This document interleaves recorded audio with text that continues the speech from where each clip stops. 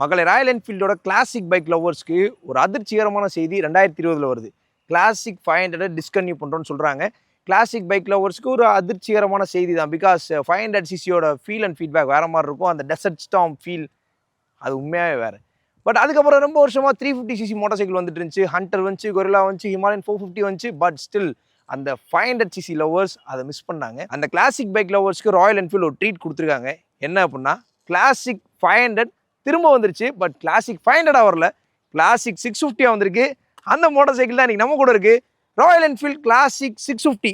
புது கிளாசிக் 650 எப்படி இருக்கு அப்படின்றத பத்தி இந்த வீடியோல டீட்டெயில்டா பார்ப்போம்.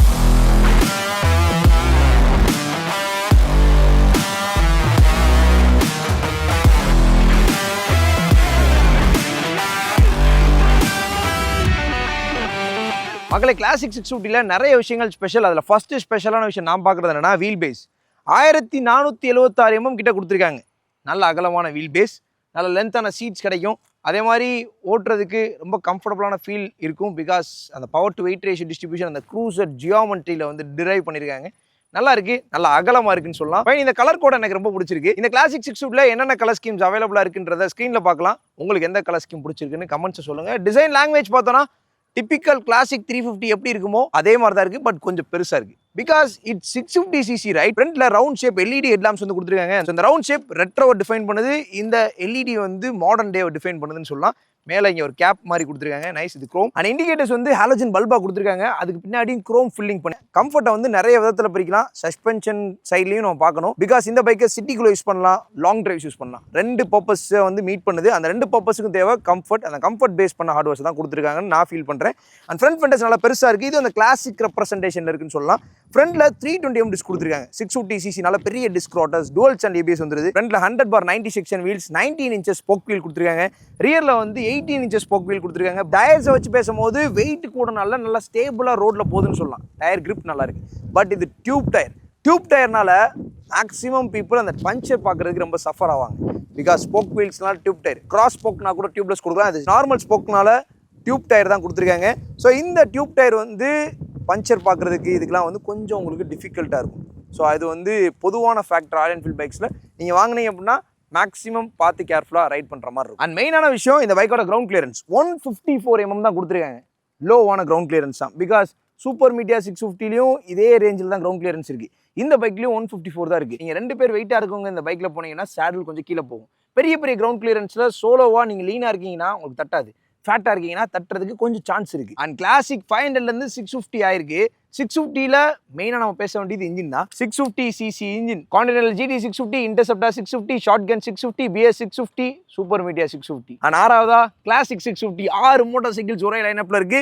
இந்த இன்ஜின் இந்த பைக்ல ரொம்ப ஸ்பெஷல் சொல்லலாம். Because it's parallel twin. பைக்கோட பவர் 647cc parallel twin. அதிகபட்சமா 46.4 bhp-யும் 52.3 Nm டார்க்கும் ப்ரொடியூஸ் பண்ணுது. இந்த இன்ஜின் எப்படி பெர்ஃபார்ம் பண்ணுதுன்றதை நான் வேர்ட்ஸ்ல சொல்றதை காட்டிலும் லைவா ஆக்ஷன்ல பார்த்தோம் அப்படின்னா உங்களுக்கு இன்னுமே ஈஸியாக அண்டர்ஸ்டாண்ட் ஆகும்னு நினைக்கிறேன். எப்படி பெர்ஃபார்ம் பண்ணுது அப்படின்றத நீங்களே பார்த்துட்டு வாங்க. மக்களே, நம்ம கூட கிளாசிக் 650 இருக்கு. இந்த கிளாசிக் 650 எப்படி இருக்கு? புது இன்ஜின், ரீடிஃபைன்டு டைனமிக்ஸ் எல்லாமே புதுசாக பண்ணியிருக்காங்க. எப்படி இருக்குன்றத பார்ப்போம். ஃபஸ்ட்டு கிளச் ஆக்சஸ் ஸ்மூத்தாக இருக்குது. அது பட்டையாக இருக்கனால பிடிக்கிறது கம்ஃபர்டபுளாக இருக்குது. கியர் ஷிஃப்டிங் BS 650 அளவுக்கு சாஃப்டாக இருக்குது, எஃபோர்ட்லெஸ்ஸாக இருக்குன்னு சொல்லலாம். பவர் டெலிவரி பார்க்கலாம். 52 Nm டார்க்கு கேஷுவலாக போகுது.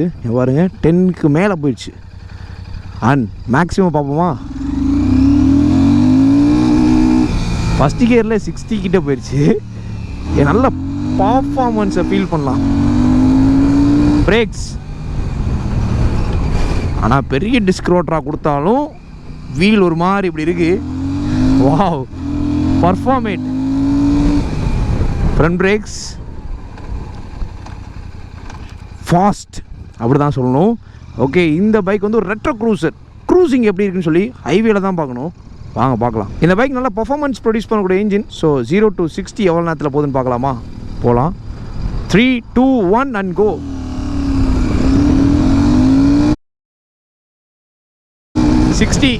ஃபஸ்ட்டு கியர்லேயே 60 போயிடுச்சுங்க. நம்ம நினச்சதை விட ஃபாஸ்ட்டாக இருக்குது. ஃபைன். 0 to 100 பார்ப்போம். 3, 2, 1 அண்ட் கோ. அகெயின்ஸ்ட் த விண்டில் ஓட்டிகிட்டு இருக்கோம். 100 ஃபாஸ்டஸ்ட் இந்த செக்மெண்ட்டுன்னு நான் ஓட்டினதில் சொல்கிறேன். பவர் வைஸ் நல்ல பவர் ஃபிகர்ஸ் இருக்குது, பவர் டெலிவரி நல்லா இருக்குது, நிறைய இடத்துல ஸ்வீட் ஸ்பாட்ஸ் ஃபீல் பண்ண முடியுது. 100 க்ரூசிங்லாம் சான்ஸே கிடையாதுங்க, கேஷுவலாக போகுது. அகெயின்ஸ்ட் த விண்டில் ஓட்டிகிட்டு இருக்கேன். வெயிட் அதிகமாக இருக்குது, இது ஒரு சூப்பர் அட்வான்டேஜ். ஏன்னா வெயிட்டு கூட இருக்கனால எவ்வளோ பெரிய விண்ட் இருந்தாலும் நம்மளை ஈஸியாக சூப்பராக எஃபோர்ட்லெஸ்ஸாக கேரி அவுட் பண்ணும். ஸோ அந்த லெவலில் இது ஒரு அட்வான்டேஜாக பார்க்கப்படுது. வெயிட் வந்து நமக்கு உருட்டுறதுக்கு, நகட்டுறதுக்கு, ஓட்டுறதுக்குலாம் டிஃபிகல்ட்டாக இருந்தாலும் இந்த மாதிரி அகைன்ஸ்ட் விண்டில் ஸ்பீட் பண்ணுறதுக்கு நல்லாயிருக்கு. ஸ்டேபிளாக க்ரிப்பாக போகுதுன்னு சொல்லலாம். டர்னிங் ரேடியஸ் பார்ப்போம். சரியான கிளைமேட்டு. டர்னிங் ரேடியஸ் வெயிட்டு கூடனால பார்த்து பேலன்ஸ் பண்ணும். அகைன் தேர்ட் கியரில் உங்களுக்கு ஆல்மோஸ்ட் ஒரு 120 எல்லாம் கிராஸ் பண்ணிடுதுங்க. கூல். 140 அசால்ட்டாக போகுது, அப்போ 150 அசால்ட்டாக தான் போகும். பிகாஸ் நான் இப்போ 4 கியரில் தான் ரைட் பண்ணிருக்கேன். இப்போ 6 கியர் இப்போ தான் அப்ளை பண்ணியிருக்கேன். 6th கியர் போட்டோன்னே ஒரு ஹாப்பினஸ், ஒரு க்ரூசர். அந்த 6th கியர் ஹாப்பினஸ் வந்து கண்டிப்பாக க்ரூசர்ஸில் தான் ஃபீல் பண்ண முடியும். ஸ்போர்ட்ஸ் பைக்கில் எப்படி ஃபீல் பண்ணாலும் க்ரூசரில் சூப்பராக நம்ம ஃபீல் பண்ணலாம். பிகாஸ் அந்த ஒரு எஃபோர்ட்லெஸ்னஸ் கிடைக்கும். இந்த பைக்லையும் கிடைக்கிது. 6 ஸ்பீட் கியர் பாக்ஸ், அதே மாதிரி அசிஸ்ட் ஸ்லிப்பர் கிளட்ச் இருக்குது. இன்ஜின் பிரேக்கிங் எப்படி இருக்குன்னு பார்ப்போம். எதுவுமே தெரிலங்க. வாவ்,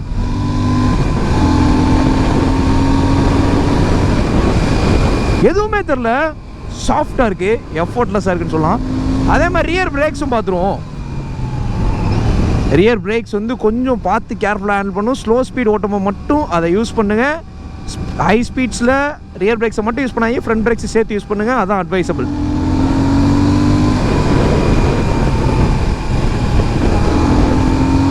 பட் ஃப்ரண்ட் பிரேக்ஸை பற்றி பேசி ஆகணும்.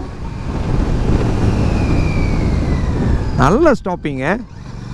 ஃப்ரண்ட் பிரேக்ஸை நீ ஹை ஸ்பீட் பண்ணும்போது தாராளமாக யூஸ் பண்ணலாம். அதே மாதிரி க்ரூசிங் ஸ்பீட் வந்து நான் பார்த்த அளவில் 80லாம் ஈஸியாக இருக்குது. 120 is also not a big deal. So அதான் நான் ஃபீல் பண்ணுது. ரொம்ப எஃபோர்ட்லெஸ்ஸாக இருக்குது, பட் அதே மாதிரி அக்ரெசிவாகவும் இருக்குங்க. அக்ரெசிவ்னஸை நல்லா ஃபீல் பண்ண முடியுது. ஒரு கட்டத்தில் அந்த விசில் சவுண்டு சூப்பராக கேட்குது. வாவ். ஸோ இந்த பைக்கில் ஒரு மெயின் ஸ்பெஷலான விஷயம், லாங் டிஸ்டன்ஸை ஸ்பீடாகவும் கிராஸ் பண்ணலாம், அதே மாதிரி கம்ஃபர்டபுளாகவும் கிராஸ் பண்ணலாம். அதுக்கேற்ற மாதிரி இந்த பைக்கை வந்து டிசைன் பண்ணியிருக்காங்க. ரைடிங் போர்ஷன் நல்லா போல்டாக இருக்குது, ஒரு பாயிண்ட்டு கூட லீன் கிடையாது, அப்ரைட்டாக இருக்குது. அதே மாதிரி பர்ஃபார்மன்ஸு வேறு மாதிரி. இந்த மாதிரிலாம் ஓட்டினா என்ஜாய் பண்ணி ரைட் பண்ணலாங்க. ஓகே. அதே மாதிரி லோ அண்ட் டார்க்கை பற்றியும் பேசி ஆகணும். இப்போ நான் 2வது கியரில் அந்த பைக்கை நிப்பாட்டிட்டு மூவ் பண்ணி காமிக்கிறேன். லோ அண்ட் டார்க்கும் சூப்பராக பண்ணியிருக்காங்க. சிட்டிக்குள்ளே யூஸ் பண்ணுறதுக்கு அது ரொம்ப யூஸ்ஃபுல்லாக இருக்கும். பட் வெயிட் இருக்கிறனால சிட்டிக்குள்ளே யூஸ் பண்ணுறது ஒரு டஃபஸ்ட் டாஸ்க்குன்னு சொல்லலாம். இப்போ நான் வந்து 2வது கியரில் அந்த பைக்கை ஸ்டாப் பண்ணுறேன். 2வது கியரில் நிப்பாட்டிட்டேன். ஓகே, இப்போ மூவ் பண்ணுறேன். பொறுமையாக தான் போகுது. ஓகே, ஆனால் லைட்டாக துடிக்குது. ஓகே, அதுக்கப்புறம் எதுவும் தெரியல, கேஷுவலாக போயிடுது. அதே மாதிரி 4th கியரில் 40க்கு கீழே ஓட்ட முடியும். நீங்கள் பாருங்கள், 4th கியர் போட்டேன்னா இப்போ நான் 40க்கு கீழே வந்துடுறேன். கேஷுவலாக போகும். இப்போ 5ல் இருக்கும், எத்தனைக்கும் கேஷுவலாக போகும். ஸோ அதனால் லோ அண்ட் டார்க் இதுவும் கம்ஃபர்டபுளான ஒரு விஷயம். எப்படி கம்ஃபர்டபுள் நீங்கள் கேட்கலாம். கொஞ்சம் ஸ்பீட் கம்மி பண்ணுறதுக்கு ஆக்சலரேட்டரை வந்து டீஆக்சலேட் பண்ணுறோம். அகைன் ஆக்சலரேட்டர் ட்விஸ்ட் பண்ணோன்னா உங்களுக்கு பவர் எந்த இடத்துல லேக் இல்லாமல் ஸ்மூத்தாக போகும். ஸோ அதுவும் எஃபோர்ட்லெஸ்னஸ் தானே, இது ஒரு அட்வான்டேஜ். அதுக்கப்புறம் பவர் டெலிவரி ஒரு அட்வான்டேஜ், கம்ஃபர்டபுளான ரைடிங் போஸ்டரு அண்ட் பர்ஃபார்மன்ஸ், இதெல்லாமே அட்வான்டேஜ் ஃபேக்டராக வருது. Vibration part matters. இப்போ நான் நிப்பாட்டுறேன், வைப்ரேஷனை செக் பண்ணிடுவோம். ஸ்லோவாக மூவ் பண்ணுறேன். ஓகே, ஒரு 3000 RPM வரைக்கும் எதுவும் தெரிய மாட்டேது. அதுக்கப்புறம் வந்து ஃபுட் பேக்ஸில் ஸ்டார்ட் ஆகுது. அப்படியே சீட்டுக்கு ஃபார்வர்ட் ஆகுது. சீட்டில் நல்லா தெரியுது. ஹை அண்ட் RPMல தான் தெரியுது, நார்மலாக தெரில. ஒரு 4000 மேலே தான் ஃபுட் பேக்ஸில் க்ரியேட் ஆகுதுன்னு சொல்லலாம். ஓகே, ஆனால் ஹேண்டில் பாரில் சுத்தமாக வைப்ரேஷன் இல்லைங்க. ஸோ இது ஒரு அட்வான்டேஜ். வைப்ரேஷன் பார்ட் வந்து சீட்லேயும் ஃபுட் பேக்ஸ்லேயும் தெரியுது. ஃபுட் பேக்ஸில் ஃபஸ்ட்டு தெரியுது, சீட்டில் கடைசியாக தான் தெரியுதுன்னு சொல்லலாம்.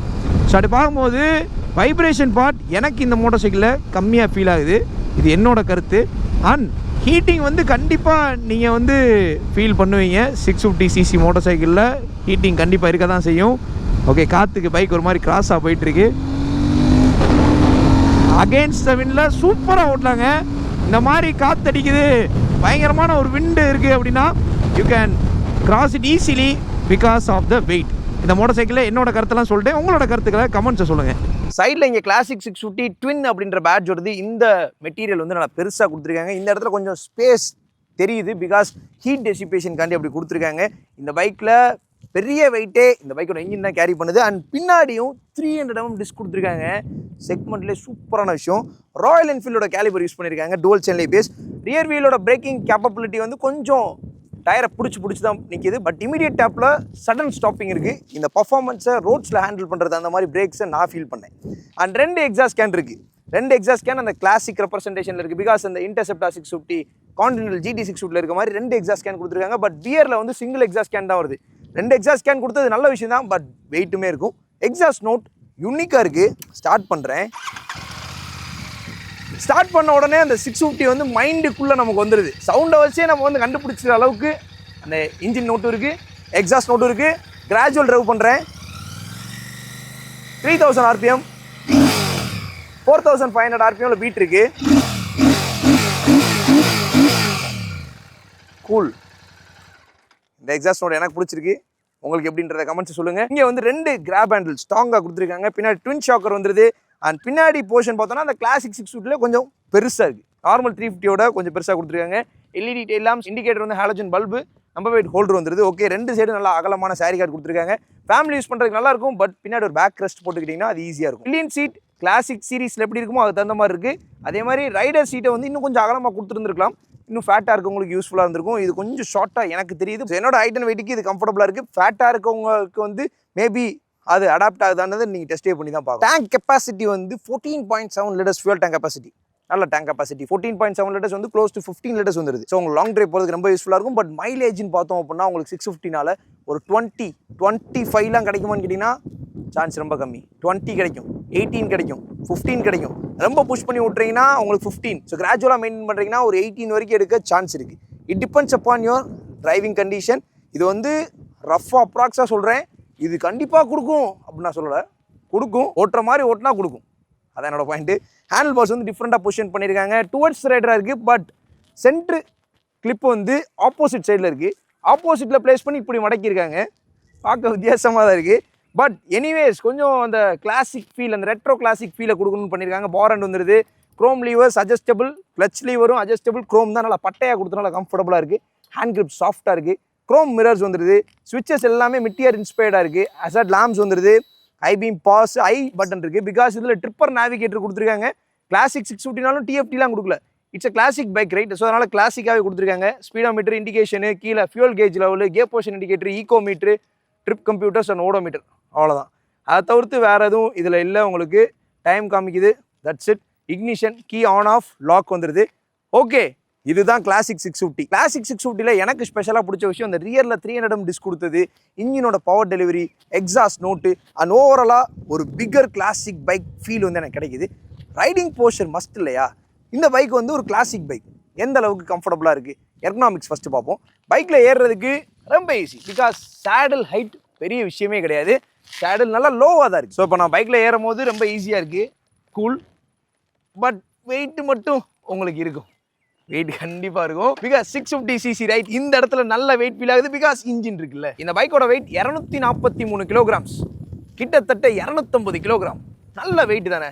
650cc பைக்ஸ் எல்லாமே 200 above இருக்குது. ஸோ அதே மாதிரி தான் பெருசாக நம்ம டிஃப்ரென்ஷியேட் பண்ணி மிகைப்படுத்தி பேச வேண்டியது இல்லை. வெயிட் இருக்குது. சீட் கம்ஃபர்ட் வந்து நல்லா குஷனபுளாக இருக்குது, சாஃப்டாக இருக்குன்னு கண்டிப்பாக சொல்லலாம். Rider seat okay. பட் அகலம் மட்டும் இன்னும் கொஞ்சம் பெருசாக கொடுத்துருந்தாங்கன்னா இன்னும் சூப்பராக இருந்திருக்கும். ஸோ என்னோட ஹைட்டுக்கு வந்து என்னோட கால் 2 சைடு ஈவனாக பிளேஸ் ஆயிடுச்சு. முட்டும் ஓரளவுக்கு மடங்கி தான் இருக்குது. ஃபுட் பெக்ஸை கரெக்டாக ப்ளேஸ் பண்ணியிருக்காங்க. அந்த ரெட்ரோ க்ரூசர் பொசிஷன் தகுந்த மாதிரி. க்ரூசர் வந்து இங்கே இருக்கும் சூப்பர் மீட்டியாரில், இதில் இங்கே தான் இருக்குது. நைஸ். ஹேண்டில் பார் வந்து எனக்கு ஈஸி ரீச்சாக இருக்குது. பிகாஸ் இப்படி பெண்ட் பண்ணியிருக்காங்க, அதனால் இப்படி ஈஸி ரீச்சாக இருக்குது. பிஆர் 650ல ஆப்போசிட்டில் இருக்கும். இங்கே போய் பிடிக்கணும். நான் இங்கே பிடிக்கிறதுக்கும் இங்கே பிடிக்கிறதுக்கு வித்தியாசம் இருக்குன்னு நினைக்கிறேன். பிகாஸ் என்னோட கைக்கான எஃபோர்ட்டை கம்மி பண்ணியிருக்காங்க. நீங்கள் அந்த ட்ரையாங்கிளை பார்க்கலாம்.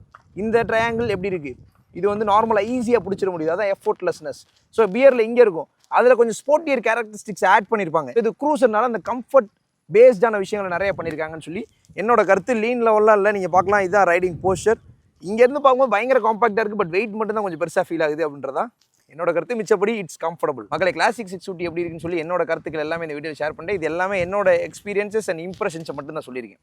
பிரைஸ் பார்ப்போம். கிளாசிக் 650யோட ஹாட் ராட் அப்படின்ற பேஸ் மாடலோட பிரைஸ் 3,36,000. மிட் மாடல் வந்து எல் கிளாசிக்ன்ற வேரியன்ட், அது 3,41,000 வருது. அதே மாதிரி எல் குரோம்ன்றது டாப் வேரியன்ட், அதோட பிரைஸ் வந்து 3,49,000 வருது. 3,36,000 3,41,000 வரைக்கும் இருக்கு. இதோட இன்னொரு க்ரூசர் சூப்பர் மீட்டியர், அதோட பிரைஸ் வந்து 3,63,000 3,78,000 வரைக்கும் இருக்கு. சூப்பர் மீட்டியரை கம்பேர் பண்ணும்போது இட்ஸ் அஃபோர்டபுள். எல்லா 650 கம்பேர் பண்ணும்ல. கான்டினென்டல் GT 650யோட பிரைஸ் 3,19,000. இன்டர்செப்டர் 650யோட பிரைஸ் 3,03,000. ஷாட்கனோட பிரைஸ் 3,59,000. சூப்பர் மீடியா 650யோட பிரைஸ் 3,64,000. இது எல்லாமே எக்ஸ்ஷோரூம் பிரைசஸ். அப்படி கம்பேர் பண்ணும்போது சூப்பர் மீடியாரோட அஃபோர்டபுளாக கிடைக்குது. காம்படிட்டர்ஸோட போய் பார்க்கணும். BSA 650யோட கம்பேர் பண்ணும்போது BSA 650 2,99,000 தான் வருது. பட் அது ஒரு single cylinder motorcycle. Kawasaki Vulcan 650 போனோம் அப்படின்னா 7,10,000. கவாசகி கம்ப்ளீட்லி ப்ரீமியம், அதனால அது காஸ்ட் கூட. உங்களுக்கு ஒரு அஃபோர்டபுளான காஸ்ட்டில் ஒரு 650cc ரெட்ரோ க்ரூசர்னு நினைக்கிறீங்கன்னா classic 650 will be the better option. So pros and cons பார்க்கணும். டிசைன் வந்து அந்த ப்ராப்பர் ரெட்ரோ க்ரூசர் டிசைனில் வந்திருக்குன்னு சொல்லலாம். அண்ட் கம்ஃபர்ட் வந்து இந்த பைக்கில் நல்லா இருக்குது. Suspension comfort, seat comfort, ergonomics comfort எல்லாமே கம்ஃபர்ட் பேஸ்டாக இருக்குது. And then power delivery, peak power delivery, நிறைய இடத்துல ஸ்வீட் ஸ்பாட்ஸ் என்ஜாய் பண்ண முடியுதுன்னு சொல்லலாம். அண்ட் இதெல்லாமே ப்ரோஸில் வருது. கான்னு பார்த்தோன்னா ஃபஸ்ட்டு டயர்ஸ் டியூப் டயராக வந்து கொடுத்துருக்காங்க.